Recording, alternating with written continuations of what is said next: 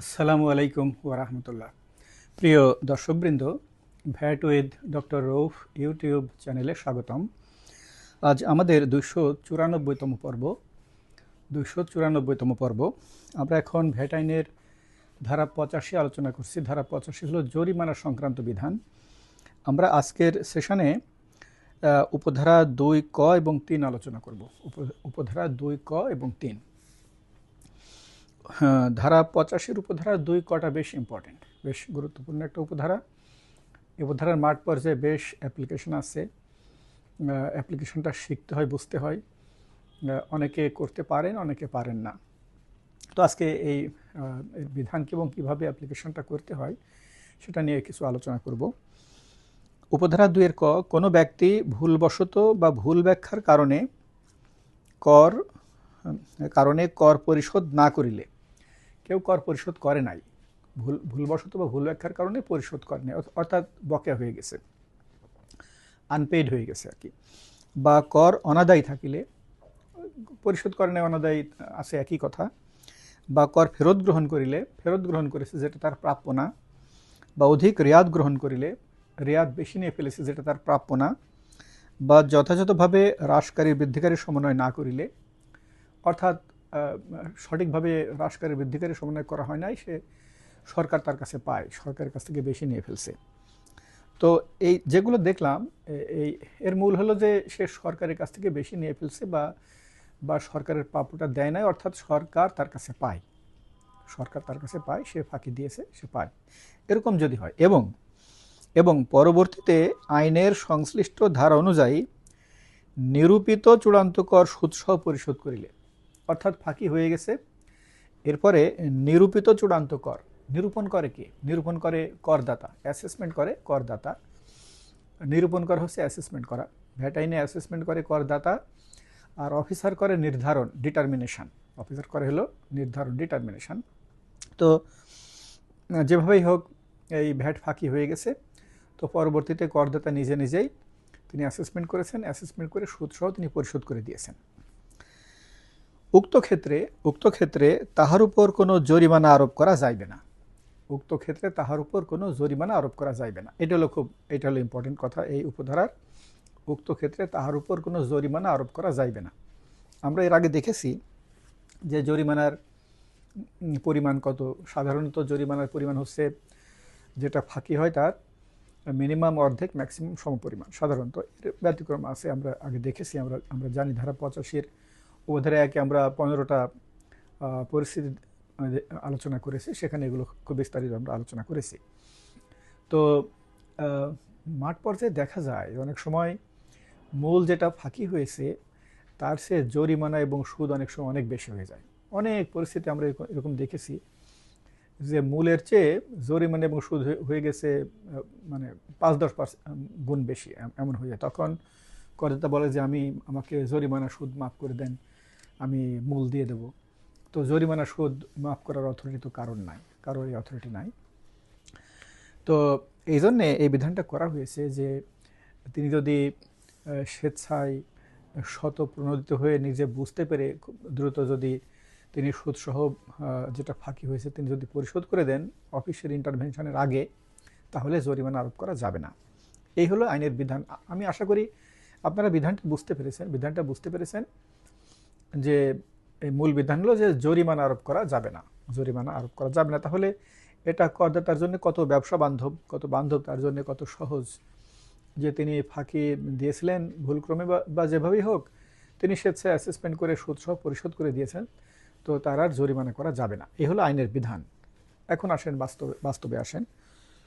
বাস্তবে এখানে একটা সমস্যা আছে বিধানের মধ্যে। সেটা হলো এখানে বলা হয়েছে যে যদি এইভাবে ফাঁকি হয়ে যায়, তারপর যদি করদাতা নিজেই যদি অ্যাসেসমেন্ট করে সুদসহ পরিশোধ করে দেন, তাহলে জরিমানা আরোপ করা যাবে না। কিন্তু এখানে কোনো কাট অফ ডেট নেই যে কোন তারিখের আগে করদাতা পরিশোধ করলে এই সুবিধা পাবে।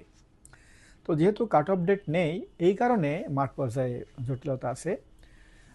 মাঠ পর্যায়ে একটা কনভেনশন ডেভেলপ করেছে।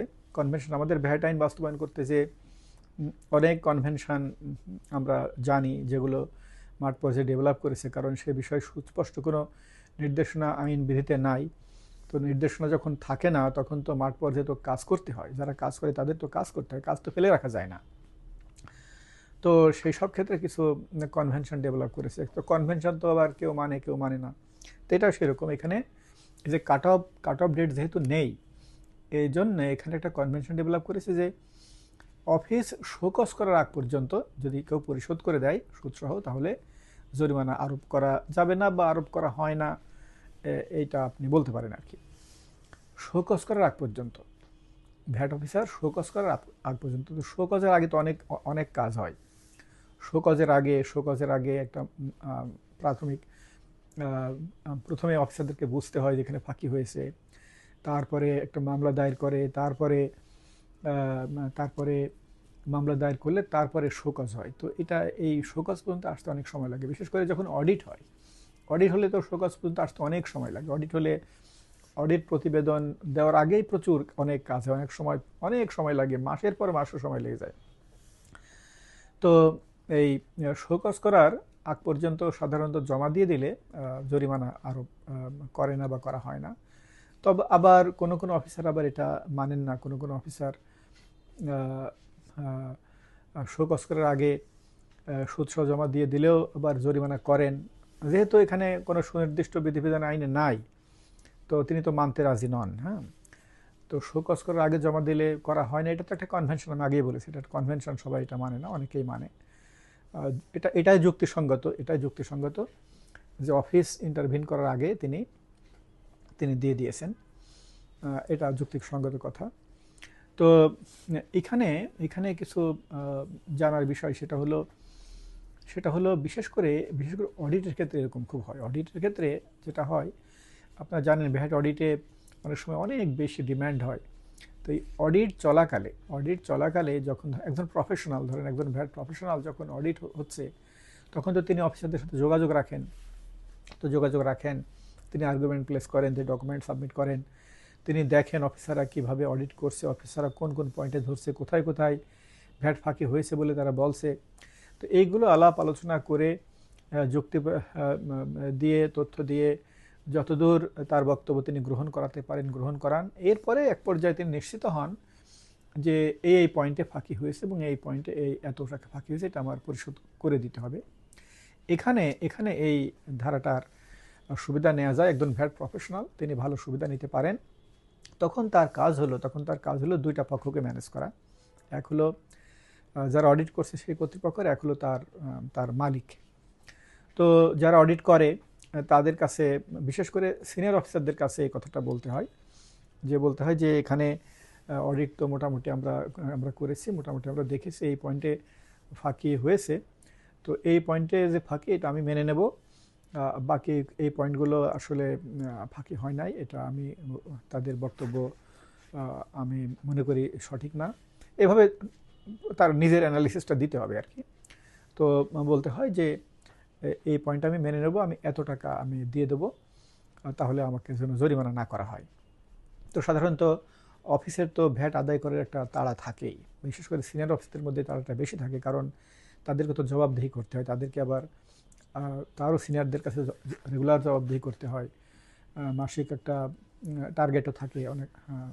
তো এই জন্যে সিনিয়র অফিসাররা সাধারণত এরকম কথা মেনে নেন যে ঠিক আছে আপনি এত টাকা দিয়ে দেন, জরিমানা করব না। বিশেষ করে কমিশনারটা হলে তো অনেক ক্ষেত্রেই মেনে নেয়। এরপরে প্রফেশনালের কাজ হলো তিনি তার মালিকের সাথে কথা বলবেন, মালিককে বলবেন যে এরকম আমাদের এই পয়েন্টে এত এত এত ফাঁকি হয়েছে, এর ভেতরে এইগুলো একেবারেই সঠিক, এগুলো আমরা আসলে না দিয়ে পারবো না।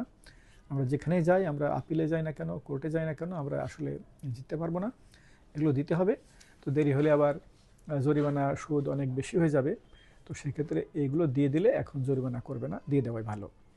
এইভাবে তো একজন করদাতাকে যদি এভাবে বোঝানো যায়, আমি কনফার্ম যে তিনি এগ্রি করবেন যে আমি এখন এটা দিয়ে দিই, তাহলে জরিমানা আরোপিত হবে না। তো আমি প্রায় বলি যে ভ্যাট ম্যানেজমেন্ট সিস্টেমে প্রফেশনালের গুরুত্ব সবচেয়ে বেশি। দেখেন এই যে আমি একটা যে এক্সাম্পল দিলাম, এখানে দেখেন এখানে প্রফেশনাল গুরুত্বটা সবচেয়ে বেশি। ভ্যাট কনসালট্যান্ট তিনি অফিসের সাথে যোগাযোগ রাখলেন এবং তাকে তাকে নলেজেবল হতে হবে, তাকে বুঝতে হবে কোথায় ভ্যাট হয় কোথায় ভ্যাট হয় না, কী কারণে হয়। শুধুমাত্র আরেকজনের উপরে ডিপেন্ড করে বসে থাকলে হবে না, তার সাথে আর্গুমেন্ট করা শিখতে হবে, আইনের বিধিবিধান বুঝতে হবে। একজন প্রফেশনাল তিনি এভাবে বিষয়টা বুঝে বুঝে কত ফাঁকি হয়েছে বুঝে তিনি দুই পক্ষকে তিনি এগ্রি করাবেন যে আমরা এই ভ্যাটটা পরিশোধ করে দেব, আমার যেন জরিমানা আরোপ করা না হয়। তো এইভাবে এই ধারার সুবিধাটা এখানে নেওয়া যায়। এটা তো বললাম অডিটের ক্ষেত্রে। অডিট ছাড়া যখন কমিশনার থেকে কোনো প্রসিডিংস ইনিশিয়েট করা হয়, শোকজ করার আগে প্রাইমারি যখন ইনিশিয়েট করা হয়, অনেক আগেই বুঝতে পারে, অনেক আগেই করদাতা বুঝতে পারে, তার কাছে ডকুমেন্ট চায়, তার সাথে আলাপ আলোচনা হয়, লিখিত কোনো কিছু যাওয়ার অনেক আগেই সে বুঝতে পারে যে তার ইনভেস্টিগেশন চলছে, তার নথিপত্র যাচাই বাছাই করা হচ্ছে। তো সেই লেভেলেই এই কাজটা করা যায়। তো প্রিয় দর্শকবৃন্দ, এখন আমি যে কথাটা বললাম আমি আশা করি আপনারা বুঝতে পেরেছেন। এই ধারা 85 উপধারা 2 কর বিধানটা আশা করি আপনারা বুঝতে পেরেছেন যে নিজে নিজে ফাঁকি প্রদানকৃত কর হিসাব করে নিরূপণ করে সুদসহ পরিশোধ করে দিলে জরিমানা আরোপ করা যাবে না। তবে আমি বলেছি যে এখানে যেহেতু কোনো কাট অফ পয়েন্ট নেই, তাই অফিসারদের মধ্যে খুব একরকম প্র্যাকটিস নেই। তো এই জন্য প্রফেশনালকে কী করতে হবে সেটাও আমি বলেছি। প্রফেশনাল কিভাবে, একজন ভ্যাট কনসালট্যান্ট তিনি কিভাবে ভ্যাট অফিসকে এবং তার সিনিয়র ম্যানেজমেন্টকে, প্রতিষ্ঠানের মালিককে তিনি কনভিন্স করবেন সেটা আমি বলেছি। তো এইভাবে এই ধারার সুবিধাটা গ্রহণ করা যায়। তো প্রিয় দর্শকবৃন্দ, আমরা আজ আর একটা উপধারা আমরা আলোচনা করব, ধারা 85 উপধারা 3। উপধারা 3 হলো কোনো ঘটনায় অপরাধ ও ব্যর্থতা বা অনিয়মের উপাদান থাকিলে অপরাধের জন্য ফৌজদারি মামলা এবং ব্যর্থতা বা অনিয়মের জন্য কার্যধারা গ্রহণে এই আইনের কোনো কিছুই ধারা 86 উল্লেখিত মূসক কর্মকর্তাকে বাধাগ্রস্ত করিবে না। উপধারা 3 যে বিষয়টা, এই বিষয়টার তেমন অ্যাপ্লিকেশন নেই। এখানে মূলত বলা হয়েছে যে এক হচ্ছে এই যে আমরা যেটা আলোচনা করছি যে ফাঁকি, অনিয়ম, ব্যর্থতার জন্যে যে প্রসিডিংস ড্র করা, এটা আমরা এখন আলোচনা করছি, তার জন্যে জরিমানা আছে। আর এরপরে আমরা দেখব অপরাধ, এটা অধ্যায় 16-তে আছে। অপরাধের ক্ষেত্রে আবার কারাদণ্ডের বিধানও আছে। তো এখানে মূলত বলা হয়েছে যে একটা ঘটনার সাথে যদি ব্যর্থতাও থাকে এবং অপরাধও থাকে, তাহলে ব্যর্থতার জন্যে প্রসিডিংস ড্র করতে হবে, কার্যধারা গ্রহণ করতে হবে। আবার অপরাধের জন্যে যেটা বিধান আছে সেই অনুযায়ী কার্যক্রম গ্রহণ করতে হবে। সাধারণত প্র্যাকটিক্যালি এরকম কাজ মাঠ পর্যায়ে হয় না। অপরাধ বলতে কি বুঝি সেটা আমরা পরে আলোচনা করব। অপরাধের কারণে যে ফৌজদারি মামলা ভ্যাট আইনে আমি আজ পর্যন্ত শুনি নাই যে এরকম মামলা একটাও হয়েছে বলে আমি শুনি নাই আজ পর্যন্ত, সাধারণত হয় না। তাহলে এই উপধারা 3 তেমন অ্যাপ্লিকেশন নাই। তো প্রিয় দর্শকবৃন্দ, আজকের এই সেশনে আমরা ধারা 85 উপধারা 2 ক এবং 3 আলোচনা করলাম এবং প্র্যাকটিক্যাল অ্যাপ্লিকেশন আলোচনা করলাম। আশা করি আপনারা বুঝতে পেরেছেন। বিশেষ করে যারা প্রফেশনাল তাদেরকে আমি একটা দিক নির্দেশনা দিয়েছি, আশা করি আপনারা বুঝতে পেরেছেন। আশা করি সেশনের এই বিষয়টা আপনাদের কাছে বোধগম্য হয়েছে এবং আপনারা প্র্যাকটিক্যালি অ্যাপ্লাই করতে পারবেন। ভ্যাট ব্যবস্থায় কিছুটা ভ্যাট ম্যানেজমেন্টে কিভাবে এই ধারাটা প্রয়োগ করতে হয় সেটা আশা করি আপনারা বুঝতে পেরেছেন। তো প্রিয় দর্শকবৃন্দ, আমরা আজকের সেশন আর দীর্ঘায়িত করব না, আজকের সেশন এখানেই শেষ করছি। অনেক ধন্যবাদ। খোদা হাফেজ। আসসালামু আলাইকুম ওয়া রাহমাতুল্লাহ।